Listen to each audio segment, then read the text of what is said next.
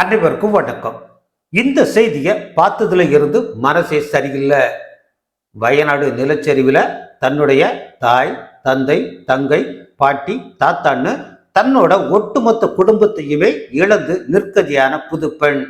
கல்யாணம் நிச்சயம் ஆன சில நாட்களிலேயே தடபுடலா கல்யாண வேலைகள் போய்கிட்டு இருந்த போதான் அந்த துயர சம்பவம் அவங்க வாழ்க்கையை புரட்டி போட்டது.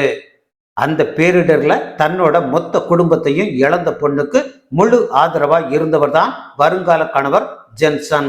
கல்யாணமே ஆகாம அந்த பொண்ணை தன்னோட வீட்டுக்கு கூட்டிட்டு வந்து குழந்தை மாதிரி பார்த்துக்கிட்டாரு. அவங்கள நேர்காணல் நடத்தினப்போ அவர் சொன்னது, இனி அவளுக்கு எல்லாமே நான் தான். அவ அழுத வரையும் போதும், இனிமே அவ முகத்துல சிரிப்பை மட்டும்தான் பார்ப்பேன். என்னோட மொத்த வாழ்க்கையையும் நான் அவளுக்காக மட்டுமே அர்ப்பணிக்கிறேன்னு.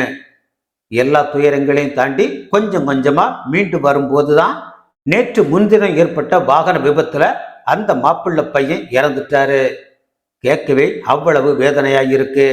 இந்த உலகத்துல இந்த நொடி அந்த பொண்ணோட சூழ்நிலையை விடவா ஒரு மனுஷனுக்கு கஷ்டமும் வலியும் வரப்போகுது. அந்த பொண்ணோட மனநிலைய ஒரு நொடி கூட நினைச்சு பார்க்க முடியல. நன்றி.